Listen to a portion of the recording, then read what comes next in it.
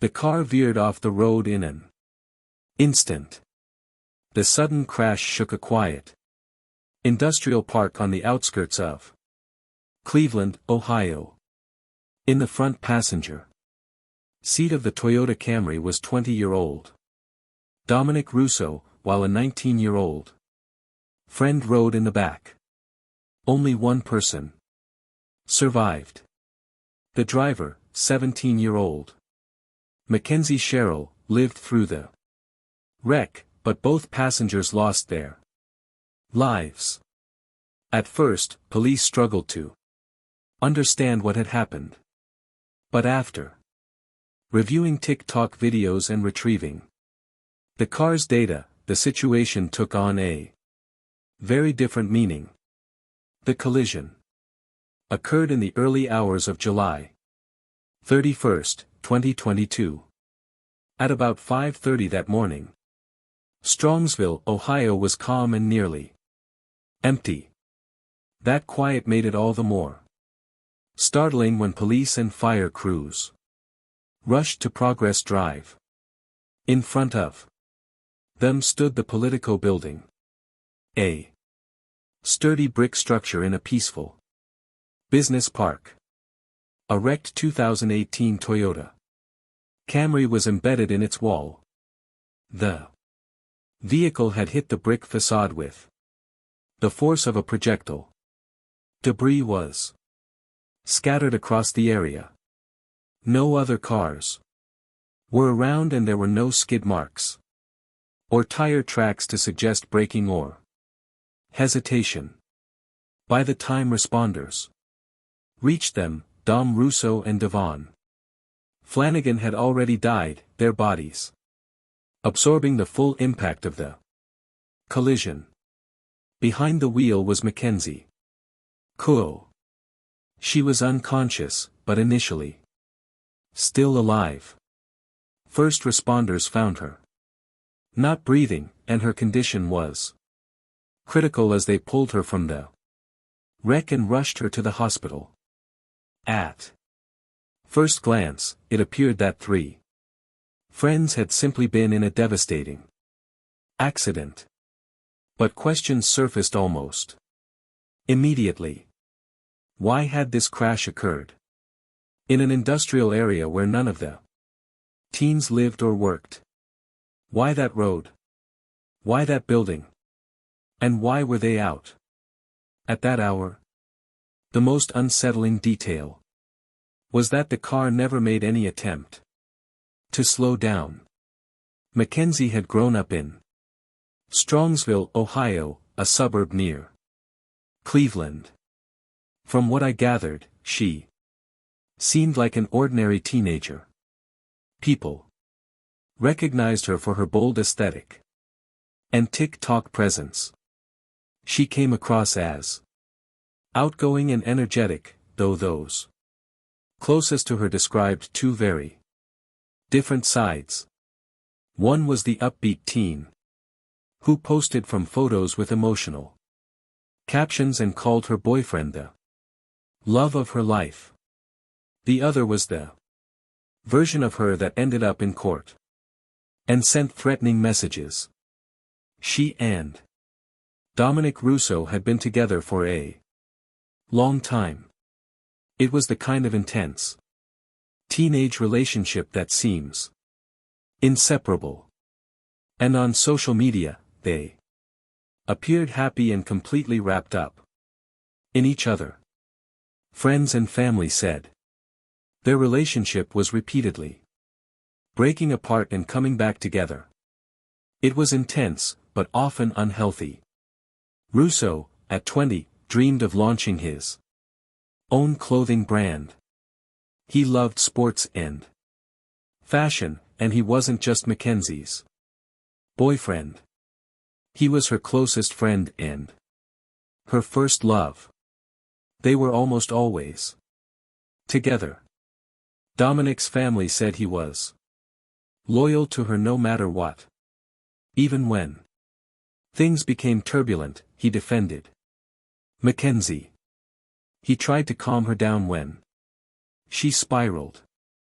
But his brothers noticed the increasing strain between them and saw that he was beginning to pull back. They also didn't approve of the way she treated him. No one, not even his family, imagined things would reach such a tragic ending. The couple had arguments, breakups, and makeups, but nothing that suggested what was coming. Then there was Davienne Flanagan, a 19-year-old who was quiet and easygoing. He had no part in their relationship troubles. He simply needed a ride home. That night, Dave's father would later say his son was only a passenger, an innocent guest who had done nothing wrong. Prosecutors emphasized this by referring to him as cargo. Davienne had just graduated high school, was working at a local restaurant, and was starting to think about his future. He had no idea that getting into Mackenzie's car that night would be the final decision of his life. In a single moment, both families lost their sons. But Mackenzie survived the crash. Even after her survival, the suffering she caused would linger. No explanation and no sentence could undo the harm. Dominic and Mackenzie had started dating in their mid-teens. Once they met in high school, they became inseparable.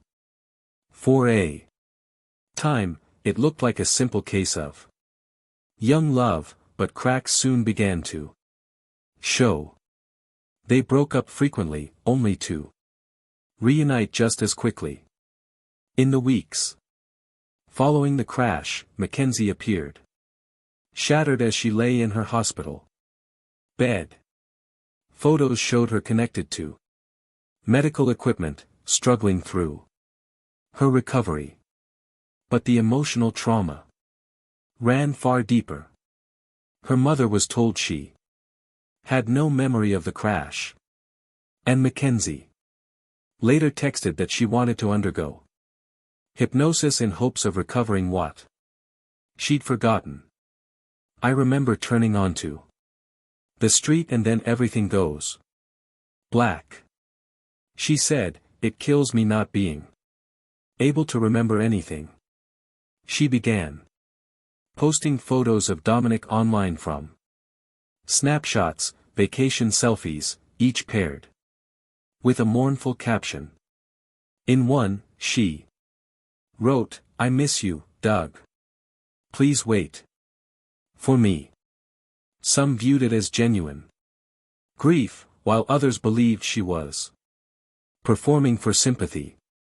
That skepticism grew after TikTok clips surfaced, showing Mackenzie at a concert and celebrating Halloween only weeks after the crash. Angelo, Dominic's brother, said Mackenzie was often unkind to Dominic and that their relationship created distance between the siblings. Christine, Dominic's older sister, said there were warning signs, though not everyone recognized them at the time. She admitted he loved her, but their relationship was difficult. In the days leading up to the crash, Mackenzie's TikTok account revealed a very different side of her. She posted lyrics about heartbreak, betrayal, and some that were vague but carried an unsettling tone. In hindsight, many saw them as hidden warning signs. Then July 31st arrived. Mackenzie got behind the wheel, something she didn't usually do. She drove past the business park to a building she had visited a few days earlier. It was just after dawn, quiet and deserted. At that moment, her car became a deadly instrument. Police investigating. Mackenzie had already uncovered enough about her true character to raise Serious concerns. Prosecutors argued that her actions were deliberate, not the result of a momentary breakdown. They claimed she carefully chose the location and carried out the act with frightening precision. Any doubt about Mackenzie's intent was largely eliminated by the evidence.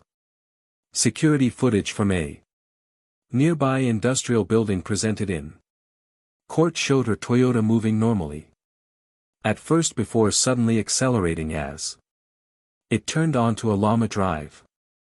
In an instant, the car surged forward and crashed into the building at 100 miles per hour. The courtroom fell silent. No one could deny the sheer force of the impact. Yet, the most incriminating evidence came from inside the car. The event data recorder, essentially the vehicle's black box, was analyzed by a trained forensic mechanic and revealed that in the final seconds before the crash, the gas pedal was fully depressed. It also showed the car made no attempt to stop or swerve. There was no hesitation, no corrective movement. It didn't fishtail or veer. Instead, it surged straight forward, striking its target with full force. A fuzzy Prada shoe Mackenzie had left at the scene was jammed against the floor, pressing the accelerator all the way down. Mackenzie faced 12 charges at her 2023 trial, including 2 counts of aggravated vehicular homicide, 4 counts of murder, 4 counts of felonious assault, 1 count of drug possession, and 1 count of possessing criminal tools. The trial lasted 4 days and was decided solely by a judge. Without a jury, meaning the judge alone would determine the outcome. Mackenzie did not testify during the proceedings, but she spoke to Dominic and Davian's families just before sentencing. Through tears, she said, "I'm so sorry. I wish I could remember what happened. This is something I would never do or allow to happen." Her voice cracked with emotion, but her words offered little comfort to the families who were still mourning the loss of their children. Tensions escalated during the summer of 2022. Mackenzie lived with Dominic's family for a period which deepened their bond, but also intensified their conflicts. According to Dominic's friends, the arguments grew more severe with Mackenzie becoming increasingly demanding, controlling, and volatile. In court, authorities highlighted 2 specific incidents in the weeks leading up to the devastating crash. It was argued that these weren't just ordinary fights, but indications of what Mackenzie might do when she lost control. One alarming incident occurred 2 weeks before the crash while they were driving on I-71. During a heated argument, Mackenzie reportedly threatened to crash the car with both of them inside. A friend of Dominic's, who was on the phone at the time, recalled her saying, "I'm going to crash this car right now." Dominic told his friend to come get him. When the friend arrived, Mackenzie had pulled over on the side of the highway. The passenger door was open and she was striking Dominic with both hands before he got out and left with his friend. The situation stunned everyone, but it was the second incident that truly drew investigators' attention. Dominic had recorded Mackenzie during another outburst. He didn't feel safe letting her into his house, and she responded by shouting profanities, pounding on the door, and threatening to damage his car. The situation escalated until she began counting down, daring him to open the door or else. According to reports, she warned him, "You're going to come open this door right now or there's going to be a big problem." These incidents weren't isolated. Together, they revealed a pattern of confusion, loss of control, and emotional turmoil. A video, later recovered from Dominic's phone, would become crucial to the case. The evidence went beyond words. Friends noticed cuts and bruises, and there were reports of property being damaged and people being manipulated. Dominic's mother said he gradually stopped spending time with his friends, instead staying close to Mackenzie, even when it made him unhappy. Tensions had been building for months, and the storm was about to break. The courtroom was packed with stunned witnesses, media, and grieving family members. Many expected the harshest possible sentence, and many were hoping for it. The request came from Dean Flanagan's sister, who argued at length that Mackenzie consistently chose the easiest path in life and rarely faced the consequences of her actions, insisting that her behavior reflected a deeper pattern of avoiding responsibility and making decisions without considering the lasting harm they could cause. Dominic's mother, Christine Russo, described Mackenzie as cruel, and addressing her directly in court, said in no uncertain terms that she should be thankful to still be alive, because her son was not. Though not everyone in the courtroom shared this perspective, as Dominic's father, Frank Russo, expressed a markedly different viewpoint. "I lost my son," he said, his voice heavy with grief. "But I don't want her entire life to be ruined because of this. She was a child who made a devastating choice, one that cannot be undone, and locking her away permanently will not ease the pain I feel." The room was thick with sorrow, and Judge Nancy Russo acknowledged the palpable anguish among those present before she delivered the sentence. She spoke, her voice trembling, saying, "I know that many people want me to receive the harshest sentence." Mackenzie stood again, tears streaming down her face, and added, "I wish I could take away all your pain. Dom was my true love. We all knew each other." She admitted to crying for months in her room, lying beside a shrine she had created for Dominic. Her mother described her as broken, pleading, "Please be kind to me. This was a terrible accident that I don't remember." The judge, however, remained resolute, leaving no room for leniency. There was no sign of carelessness. It was deliberate. The phrase "literal hell on wheels" reverberated through the courtroom, a stark warning of the chilling intent behind the act. That was Judge Russo's assessment of Mackenzie as she delivered her ruling. It wasn't merely an attack or a psychological diagnosis. It was something far more disturbing. In that car, Mackenzie had transformed from an ordinary teenage girl into someone unrecognizable. This conclusion was the result of months of prosecutorial work to demonstrate her intent.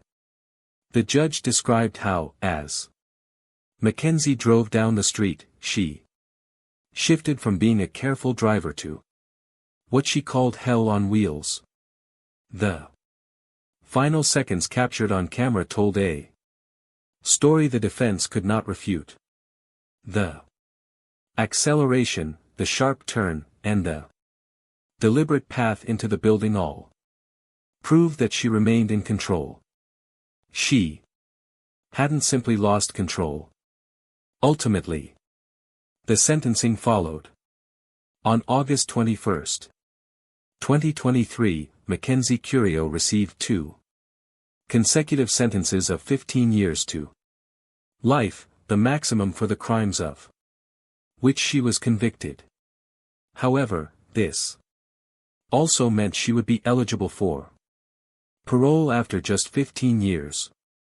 If you found this case fascinating, don't forget to like the video and subscribe to the channel. We post crime case videos every night. Until next time, stay sharp, stay vigilant.